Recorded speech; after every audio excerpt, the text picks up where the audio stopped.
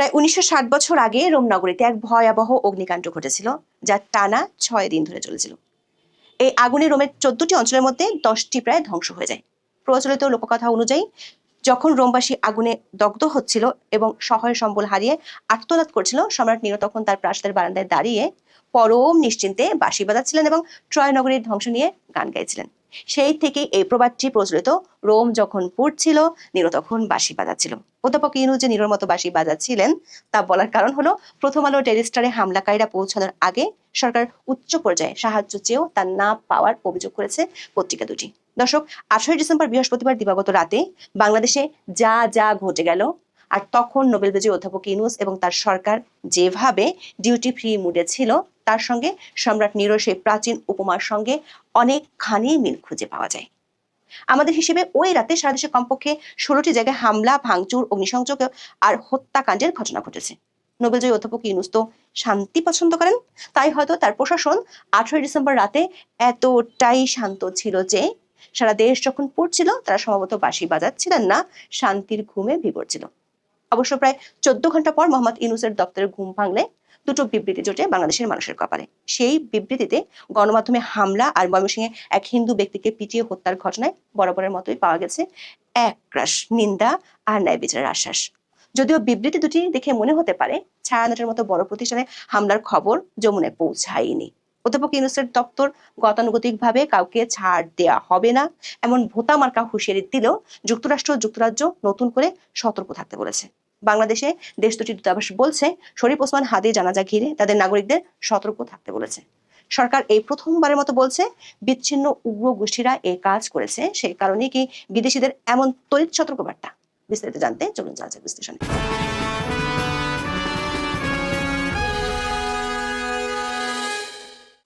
দর্শক, গত ১৬ মাস ধরে দেশব্যাপী মব সন্ত্রাসের বাড়বাড়ন্ত হলেও অন্তর্বর্তী সরকার প্রভাবশালীদের কাছে এগুলো ছিল প্রেসার গ্রুপের কাজ। যদিও ৮ই ডিসেম্বর রাতে সহিংসতার ঝটিকা সফরের পর তারা এখন বলছেন সবচেয়ে নিকৃষ্ট মব সন্ত্রাস। ৮ই ডিসেম্বর রাতে যা হয়েছে তাকে স্রেফ সহিংসতা বললে ভুল হবে। এটা ছিল এক পরিকল্পিত তাণ্ডব। চলুন দেখি সেই রাতে প্রশাসন আর সরকারের ডিউটি ফ্রি মুডে থাকাকালীন সময় কি কি ঘটনা ঘটল। কারণ বাজারে দৈনিক প্রথম আলো এবং ফার্মগেটের ডেইলি স্টার ভবনে হামলা ও আগুন দেওয়া হয়। ডেইলি স্টার ভবনে কর্মরত প্রায় ৩০ জন সাংবাদিক সাক্ষাৎ মৃত্যুকে দেখেছেন খুব কাছ থেকে। পত্রিকাটির সাংবাদিক চাইমা ইসলাম যখন ফেসবুকে স্ট্যাটাস লিখলেন, আমি আর নিঃশ্বাস নিতে পারছি না, তোমরা আমাদের মেরে ফেলেছ। ভিডিওতে দেখা গেছে ডেইলি স্টারের সাংবাদিকরা যখন ছাদে আটকা পড়ে ধোঁয়ায় নীল হয়ে যাচ্ছিলেন, তখন পুলিশ ও প্রশাসন শান্তি আলোচনা করছিল। পুলিশ সেখানে উপস্থিত থেকেও পিসফুলি ভাঙচুরটা দেখেছে। বিবিসি বাংলার খবরে বলা হয়েছে, হামলাকারীরা পত্রিকা দুটির অফিসে পৌঁছানোর আগে সরকারের উচ্চ পর্যায়ে সাহায্য চেয়েছিলেন সাংবাদিকরা, কিন্তু সরকার তো তখন ছিল সেই বাঁশি বাজানোতে ব্যস্ত। বৃহস্পতিবার মধ্যরাত থেকে শুক্রবার সন্ধ্যা পর্যন্ত অনলাইন কার্যক্রম বন্ধ ছিল। পরে রাত থেকে আবার সংবাদ মাধ্যম দুটিতে অনলাইন কার্যক্রম চালু হয়। সন্ধ্যায় প্রথম আলোর অনলাইনের প্রতিষ্ঠানের উপর হামলা নিয়ে প্রথম আলোর বক্তব্য শীর্ষক একটি লেখা প্রকাশ করা হয়েছে। তাতে বলা হয়েছে, প্রথম আলোর অফিস উদ্দেশ্যপ্রণীত ও সংগঠিত আক্রমণের শিকার হয়েছে। পত্রিকাটি বলছে, হামলা, ব্যাপক ভাঙচুর ও অগ্নিসংযোগের কারণে প্রথম আলো প্রতিষ্ঠার ২৭ বছরের ইতিহাসে কোনো সংবাদপত্রজনিত ছুটি বাদে পত্রিকাটি এই প্রথম আজ প্রকাশ করা সম্ভব হয়নি। হামলার শিকার হয় দিনটিকে বাংলাদেশের জন্য এক কালো দিন বলে উল্লেখ করেছে প্রথম আলো ও ডেইলি স্টার। রাজশাহী, কুষ্টিয়া ও সিলেটে প্রথম আলো ডেইলি স্টার কার্যালয়ে হামলা হয়েছে। দর্শক, বর্তমান অন্তর্বর্তী সরকার আমলে এর আগেও ডেইলি স্টার এবং প্রথম আলোতে হামলার চেষ্টা করা হয়েছিল। রাত 2:45 যখন দেশের অন্যতম প্রবীণ সম্পাদক নুরুল কবির ডেইলি স্টার অফিসের সামনে গিয়ে হামলার প্রতিবাদ জানালেন, মব তাকেও ছাড়ল না। পরিসংখ্যান বলছে, অধ্যাপক ইউনুসের গত 16 মাসে সাংবাদিক নির্যাতন আর গণমাধ্যমের উপর নিপীড়নের চিত্র অতীতের যে কোনো সময়কে ছাড়িয়ে গেছে। টিআইবির পরিসংখ্যান বলছে, ডক্টর ইউনুসের আমলে সাংবাদিকরা আসলে আরো বেশি শারীরিক কসরত করছেন পালানোর জন্য। সংস্থাটির পরিসংখ্যান অনুযায়ী অধ্যাপক ইউনুস দায়িত্ব নেওয়ার পর থেকে গত 1 নভেম্বর পর্যন্ত 6 জন সাংবাদিক খুন হয়েছেন, 27 জন সাংবাদিককে জেলে ভরা হয়েছে, 450 বেশি সাংবাদিক শারীরিক হামলার শিকার হয়েছেন। সবচেয়ে ভয়ঙ্কর হলো, থামাতে না পারলে সরকার এখন সন্ত্রাসবাদ বিরোধী আইনের অপব্যবহার করছে। সাংবাদিকদের অ্যাক্রিডিটেশন কার্ড বাতিল থেকে শুরু করে আর্থিক হয়রানি সব কৌশলে ব্যবহার করেছে সরকার। প্রথম আলো ডেইলি স্টারে হামলার পরপরই বাংলার প্রাণের প্রতিষ্ঠান ছায়ানটেও হামলা হয়। নতুন বাংলাদেশের জন্য হয়তো সুর এখন বড় বেশি ভীতিকর, তাই হামলাকারীরা ভেঙেছে হারমোনিয়াম আর সেতার, সাথে ইন্দিরা গান্ধী কালচারাল সেন্টারটিও উড়িয়ে দেওয়া হয়। একই রাতে আগুন দেওয়া হয় ধানমন্ডি 32 নম্বরে, তবে 32 নম্বরে শুধু আগুন দিয়ে মন ভরেনি, আনা হয় বুলডোজারও। দর্শক, একই রাতে বিভৎসতার সব মাত্রা ছাড়িয়ে গিয়েছিল ময়মনসিংহের ভালুকায়। দীপু চন্দ্র দাস নামে এক হিন্দু যুবককে ধর্ম অবমাননার অভিযোগে পিটিয়ে হত্যা এবং গাছে ঝুলিয়ে আগুনে পুড়িয়ে দেওয়া হয়। মধ্যযুগীয় কায়দায় চলা দেশের কোনো প্রমাণ নেই, কোনো বিচার নেই, শুধু মবের ইচ্ছা আর এক টুকরো দড়ি আজ বাংলাদেশের আইন। চট্টগ্রাম ও খুলনায় ভারতীয় ডেপুটি হাইকমিশনে হামলা চালানো হয়। উত্তরায় 32টি দোকান ভাঙচুর আর আওয়ামী লীগ নেতার বাড়িতে লুটতরাজ চালানো হয়েছে। চট্টগ্রামে প্রয়াত মিয়ার মহিউদ্দিন চৌধুরী এবং বান্দরবানে সাবেক মন্ত্রী বীর বাহাদুরের বাড়িতে লুটতরাজ ও অগ্নিসংযোগ করা হয়। দর্শক, রাতভর এমন তাণ্ডবে সামাজিক মাধ্যমে অনেকে আশা করেছিলেন কখন আসে অধ্যাপক ইউনূসের দপ্তর থেকে বহুল কাঙ্ক্ষিত একটি বিবৃতি। এমন প্রত্যাশার বড় কারণ হলো সরকার এরই মধ্যে বিবৃতিবাজ সরকার হিসেবে ব্যাপক জনপ্রিয়তা অর্জন করেছে। বিবৃতি আসতে দেরি হওয়ায় একজন সামাজিক মাধ্যমে লিখেছেন, আপনারা ভুলে যাচ্ছেন আজকে শুক্রবার, অন্তত 2টো ওয়ার্কিং ডে দিতে হবে। তবে না, 2টো ওয়ার্কিং ডে লাগেনি। সেই কাঙ্ক্ষিত বিবৃতি আসে 12 ঘন্টা পর। একটি নয়, 2টি।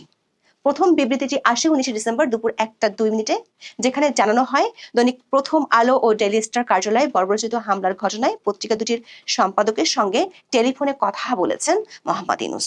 দুই সম্পাদককে এক গামলা গভীর সমবেদনা আর এক বালতি পূর্ণ নিরাপত্তা এবং প্রয়োজনীয় অন্যান্য সহযোগিতার আশ্বাস দেন প্রধান উপদেষ্টা।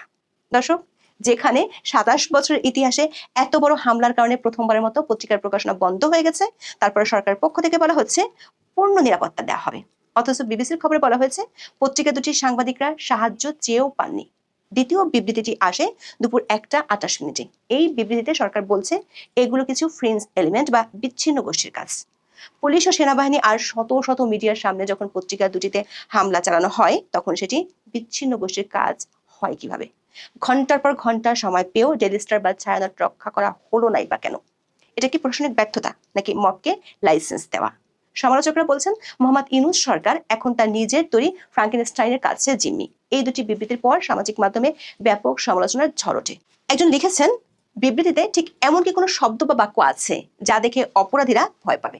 সরকার উদ্দেশ্যে একজন লিখেছেন, তুমি সর্ব হইয়া দংশন করো, ওঝা হইয়া ঝাড়ো। আরেকজন লিখেছেন, সরকার বলেছে নাগরিকদের সচেতন থাকতে হবে, কারণ সরকার হিসেবে তাদের আসলে কিছুই করার ক্ষমতা নেই। দিন শেষে ছায়ানটে সমবেদনা জানাতে গিয়েছিলেন সংস্কৃতি উপদেষ্টা মোস্তফা সরয়ার ফারুকী। তিনি হামলাকে ফৌজদারি অপরাধ বললেও প্রায় 24 ঘন্টা পার হতে চললেও না কোনো মামলা হয়েছে, না কেউ গ্রেপ্তার হয়েছে। তবে বরাবরের মতোই শুধু পাওয়া গেছে পূর্ণ ন্যায় বিচারের আশ্বাস আর নৃশংস অপরাধের সঙ্গে জড়িতদের কাউকে ছাড় না দেওয়ার বিরাট লম্বা ঘোষণা। কিন্তু দুটি প্রভাবশালী দেশ যুক্তরাষ্ট্র ও যুক্তরাজ্যের ঢাকার দূতাবাস বলছে ভিন্ন কথা। দেশ দুটির দূতাবাস বাংলাদেশে তাদের নাগরিকদের জন্য সতর্কতা জারি করেছে। শুক্রবার সন্ধ্যায় মার্কিন দূতাবাসের ওয়েবসাইট ও সামাজিক যোগাযোগ মাধ্যমে জারি করা সতর্কবার্তায় বলা হয়, শরীফ ওসমান হাদির নামাজে জানাজা হবে 20 ডিসেম্বর দুপুর 2টায় জাতীয় সংসদ ভবনের সামনে মানিক মিয়া অ্যাভিনিউতে। সতর্কবার্তায় বলা হয়েছে, যুক্তরাষ্ট্রের নাগরিকদের সতর্ক থাকতে অনুরোধ করা হচ্ছে এবং মনে রাখতে হবে শান্তিপূর্ণ উদ্দেশ্যে আয়োজিত সমাবেশ ও কখনো কখনো সংঘাতপূর্ণ হয়ে উঠতে পারে এবং সহিংসতায় রূপ নিতে পারে। একই সঙ্গে নিজ দেশের নাগরিকদের সতর্কতা অবলম্বন করতে বলেছে যুক্তরাজ্যের foreign Commonwealth and development office. দর্শক, এমন সতর্কতার কয়েক ঘন্টার মধ্যেই রাজধানীর তোপখানা রোডের উদীচী শিল্পগোষ্ঠীর কার্যালয়ে আগুন দেওয়া হয়েছে। সন্ধ্যা 7:20 আগুন দেওয়া হয় বলে জানিয়েছে সংগঠনটির একাংশের সাধারণ সম্পাদক জামশেদ আনোয়ার তপন। প্রত্যক্ষদর্শীরা জানায়, সন্ধ্যা 7টার দিকে একদল লোক এসে কার্যালয়টি ভাঙচুর করে ও অগ্নিসংযোগ করে। আগুন লাগার পর কার্যালয়ের ভেতরে আতঙ্ক ছড়িয়ে পড়ে। দর্শক, গত 17 অক্টোবর জুলাই সনদ স্বাক্ষর অনুষ্ঠানে অধ্যাপক ইউনূস বলেছিলেন, এখন আমরা সভ্যতার পথে পা বাড়িয়েছি, আমরা এমন এক সভ্যতা গড়ে তুলব যা দেখে বিশ্ববাসী ঈর্ষান্বিত হবে। 18 ডিসেম্বর রাতে সাংবাদিকরা যখন আগুনের শিখার মাঝে ছাদে দাঁড়িয়ে বাঁচার আকুতি জানায়, তখন পুরো বিশ্বের গণমাধ্যমে সেই ঈর্ষার খবর ছড়িয়ে পড়েছে বড় বড় হেডলাইনে। ঈর্ষা এখন সার্কাসে রূপ নিয়েছে। 10টি দেশের দূতাবাস, সাথে অধ্যাপক ইউনূসের বন্ধু বলে পরিচিত ভলকার তুর্ক বলেছে, ইউনূস সরকার উচিত সাংবাদিকদের নিরাপত্তা নিশ্চিত করা। দর্শক, বর্তমান বাংলাদেশের পরিস্থিতি অনেকটা এমন, একদল লোক একটা ডুবন্ত জাহাজকে উদ্ধার করতে এসে জাহাজের ফুটোগুলো বন্ধ না করে বরং জাহাজের মাস্তুলগুলো কেটে ফেলেছে, কারণ তাদের মতে ওগুলো পুরনো আমলের ছিল। দর্শক, 18 ডিসেম্বরের রাত আমাদের মনে করিয়ে দেয়, যখন রাষ্ট্র তার শক্তির একচেটিয়া অধিকার ফ্রি স্টাইলে ছেড়ে দেয়, তখন স্বাধীনতা বলতে শুধু পুড়িয়ে ফেলার স্বাধীনতাটুকুই অবশিষ্ট থাকে। সরকার আগামী ফেব্রুয়ারিতে নির্বাচনের কথা বলেছে, কিন্তু যে সরকার একটি সংবাদপত্রের অফিস বা একজন সম্পাদককে রক্ষা করতে পারে না, তারা স্বচ্ছ ব্যালট বাক্স রক্ষা করতে পারবে কিভাবে সে প্রশ্ন থেকে যায়। সরকার বলছে তারা বিশৃঙ্খলার বিরুদ্ধে সতর্ক, কিন্তু সতর্কবাণী কেবল ফেসবুক আর কাগজের বিবৃতিতেই সীমাবদ্ধ। অবস্থা এমন দাঁড়িয়েছে, ইতিহাসের পাতায় অধ্যাপক ইউনূসের এই 16 মাস বিবৃতি 16 মাস হিসেবে লেখা থাকবে। এখন এই পর্যন্ত। সবাই ভালো থাকুন, সুস্থ থাকুন, নিরাপদে থাকুন। দেখা হবে আগামী পর্বে।